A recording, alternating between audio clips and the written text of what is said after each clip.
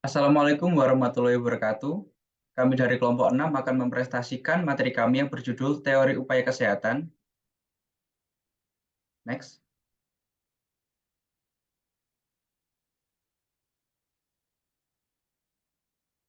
Berikut adalah anggota kelompok kami. Yang pertama adalah saya, Gregor Seni Budara Sudikdo dengan NIM akhir 098.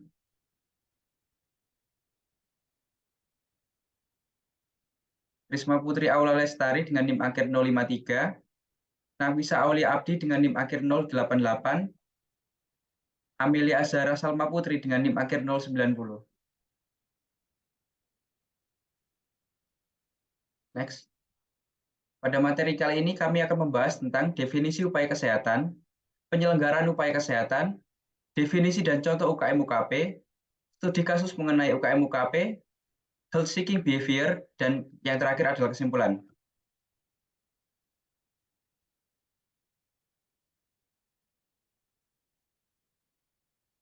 Submateri yang pertama akan membahas mengenai definisi upaya kesehatan. Definisi upaya kesehatan menurut Undang-Undang Nomor 36 Tahun 2009, Bab 1, Pasal 1 ayat 11, upaya kesehatan adalah kegiatan dan atau serangkaian kegiatan yang dilakukan secara terpadu untuk secara terintegrasi dan berkesinambungan untuk memelihara dan meningkatkan kesehatan masyarakat dalam bentuk pencegahan penyakit, peningkatan kesehatan, pengobatan penyakit, pemulihan kesehatan oleh pemerintah dan atau masyarakat.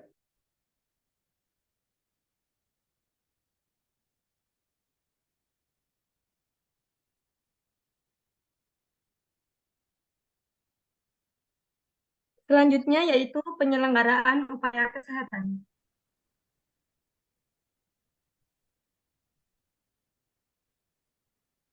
Kemudian penyelenggaraan upaya kesehatan terdiri dari promotif. Promotif merupakan suatu kegiatan maupun serangkaian kegiatan pelayanan kesehatan yang cenderung mengutamakan kegiatan bersifat promosi kesehatan. Kedua adalah preventif, suatu kegiatan pencegahan terhadap suatu masalah kesehatan atau penyakit. Umumnya dilakukan dengan melaksanakan sosialisasi pada tiap individu maupun kelompok tertentu. Ketiga, kuratif. Kuratif merupakan suatu kegiatan maupun serangkaian kegiatan pengobatan yang ditujukan bagi penyembuhan penyakit, pengurangan kesakitan akibat penyakit, atau pengendalian kecacatan agar kualitas penderita dapat terjaga seoptimal mungkin. Keempat, ada rehabilitatif. Rehabilitatif merupakan kegiatan atau serangkaian kegiatan untuk mengembalikan bekas penderita ke dalam masyarakat sehingga bisa berfungsi kembali sebagai anggota masyarakat yang berguna bagi dirinya dan masyarakat semaksimal mungkin sesuai kemampuannya.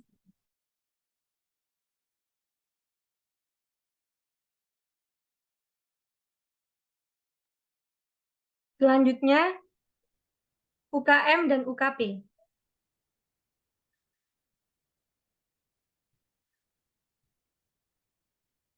UKM yang dengan kepanjangan Upaya Kesehatan Masyarakat mempunyai definisi dalam Permenkes tentang Pusat Kesehatan Masyarakat. Upaya Kesehatan Masyarakat yang disingkat UKM adalah setiap kegiatan untuk memelihara dan meningkatkan kesehatan serta mencegah dan menanggulangi timbulnya masalah kesehatan dengan sasaran keluarga, kelompok, dan masyarakat. UKM terbagi menjadi dua macam menurut Permenkes nomor 75 tahun 2014. Yang pertama, UKM esensial dan yang kedua, UKM pengembangan. UKM esensial merupakan upaya kesehatan yang wajib dilaksanakan di suatu puskesmas.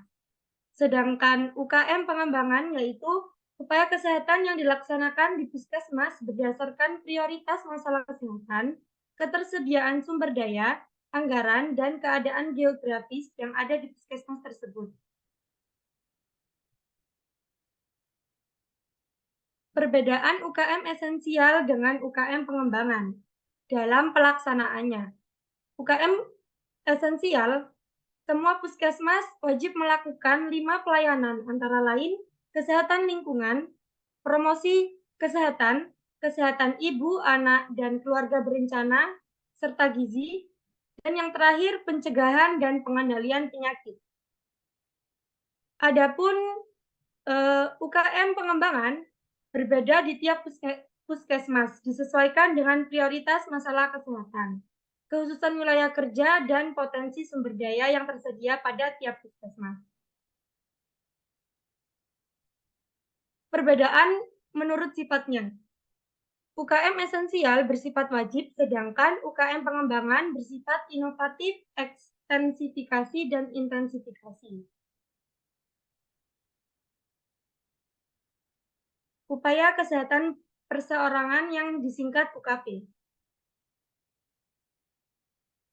Memiliki definisi dalam Permenkes tentang Pusat Kesehatan Masyarakat, upaya kesehatan perseorangan yang disingkat UKP adalah suatu kegiatan dan atau serangkaian kegiatan pelayanan kesehatan yang ditujukan untuk peningkatan, pencegahan, penyembuhan penyakit, pengurangan penderitaan akibat penyakit, dan memulihkan kesehatan perorangan.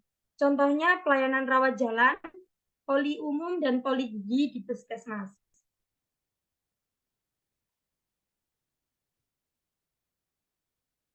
Pelaksanaan UKP tingkat pertama menurut Permenkes nomor 75 tahun 2014, yang pertama rawat jalan, yang kedua pelayanan gawat darurat, yang ketiga pelayanan 1 hari, yang keempat home care, yang kelima rawat inap. Dengan syarat pihak puskesmas harus menyelenggarakan manajemen puskesmas, pelayanan kefarmasian, pelayanan keperawatan kesehatan masyarakat, dan pelayanan laboratorium.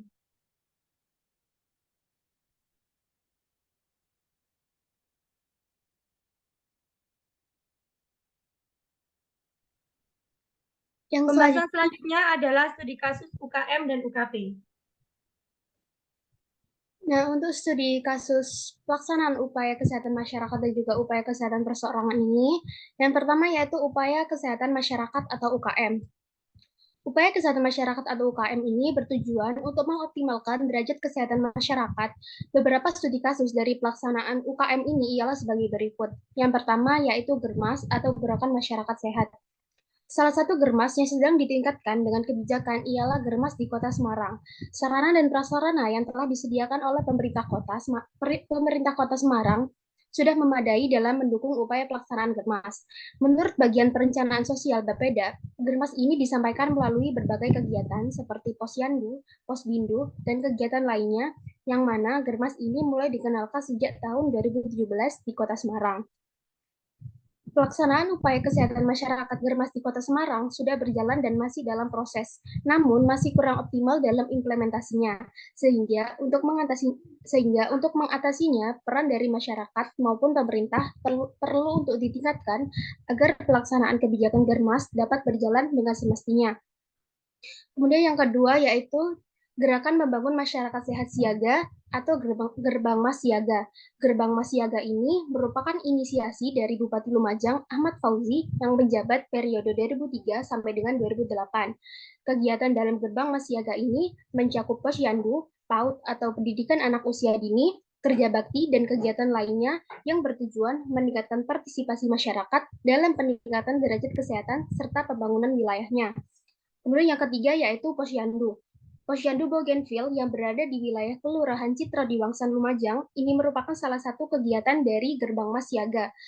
Program-program dalam Posyandu Bougainville masih sangat digalakkan dengan tujuan untuk meningkatkan masyarakat yang sehat serta produktif. Beberapa peran serta fungsi dikembangkan dalam pengembangan posyandu ini, meliputi pelayanan kesehatan balita dan ibu, ketahanan keluarga, pendidikan luar sekolah, bina mental dan spiritual, pola hidup bersih dan sehat, serta pemberdayaan masyarakat ekonomi produktif. Next.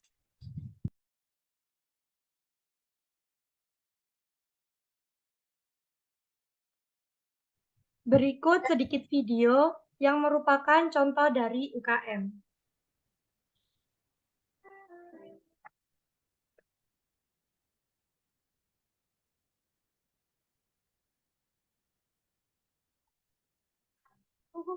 Kuat karena aku rajin dan cermat.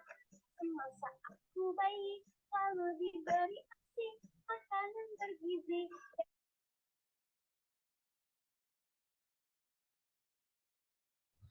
Nah, video tersebut itu memaparkan berbagai pemeriksaan yang ada di Posyandu Sakura di Kalibata, mulai dari pemeriksaan suntik imunisasi, pengukuran tinggi dan berat badan, pemberian makanan bergizi, serta pemberian nutrisi bagi bayi. Next.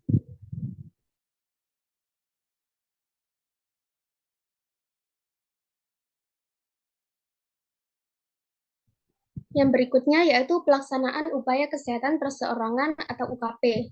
UKP ini bertujuan untuk meningkatkan, mencegah, serta memulihkan kesehatan perseorangan. Kemudian studi kasus dari berbagai pelaksanaan UKP ini ialah sebagai berikut, yaitu 1.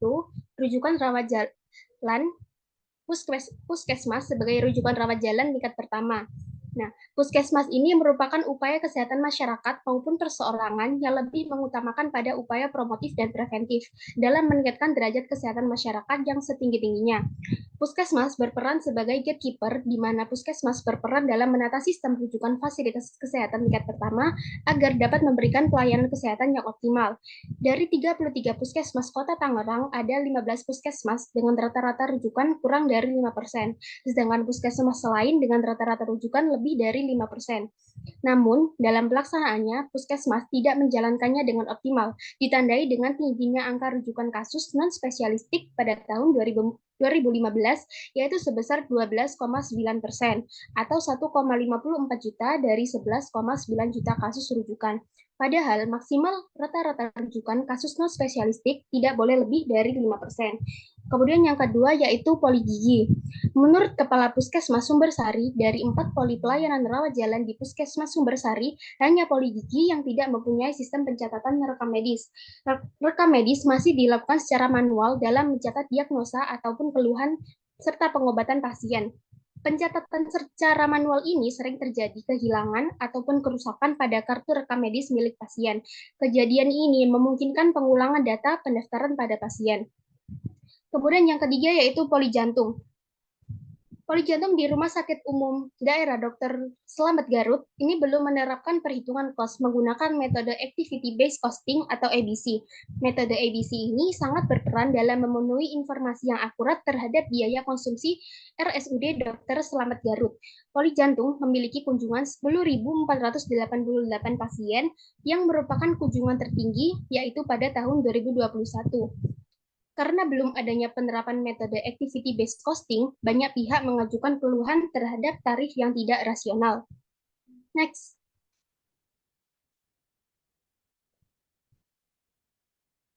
Berikut ini adalah video yang memaparkan bagaimana contoh pelaksanaan dari upaya kesehatan perseorangan.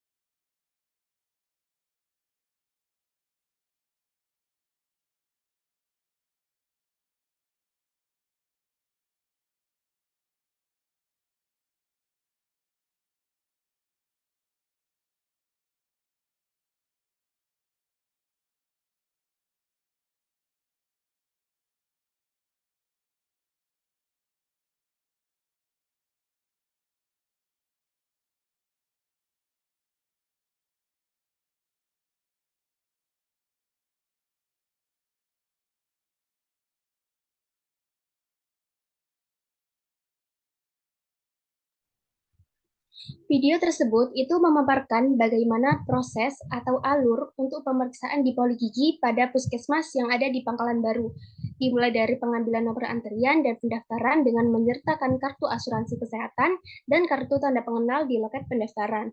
Selanjutnya akan dilakukan pengecekan awal terhadap keadaan umum pasien oleh petugas kesehatan yang dilanjut pemeriksaan dan tindakan oleh dokter gigi.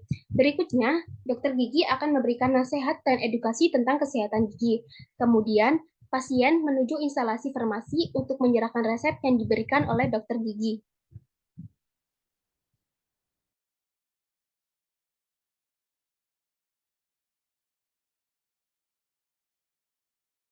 Next.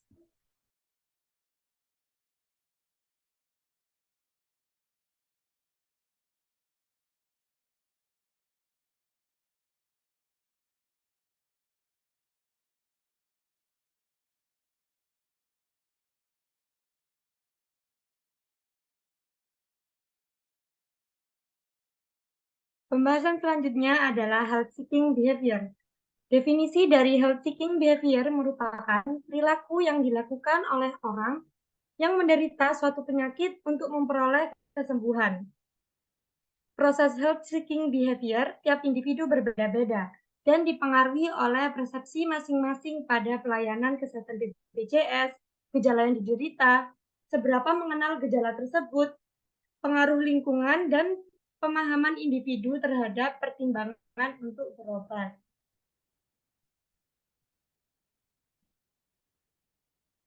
Health seeking behavior mengacu pada teori Ogden tahun 2012. Yang pertama, persepsi simptom. Ogden menyatakan bahwa penerimaan diri kita atas suatu gejala yang dipengaruhi oleh 4 sumber utama dalam informasi, yaitu bodily data, mood, kognisi, dan konteks sosial.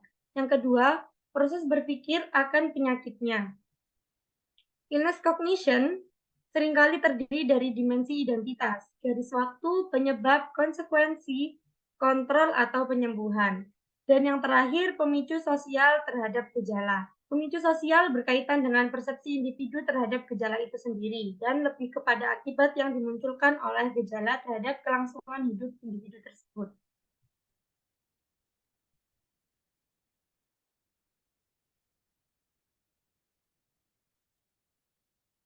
Materi terakhir adalah kesimpulan.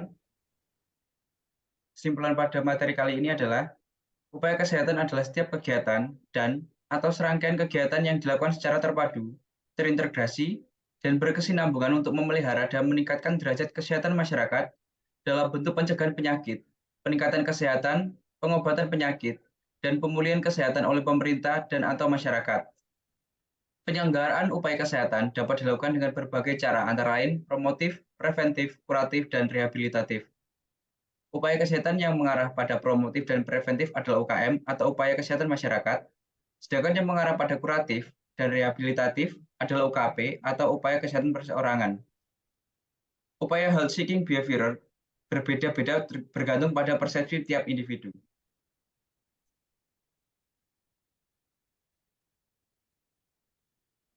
Berikut rujukan yang kami ambil untuk merangkum materi ini.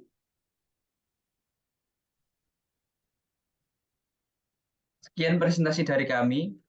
Apabila ada salah kata, kami mohon maaf sebesar-besarnya. Terima kasih.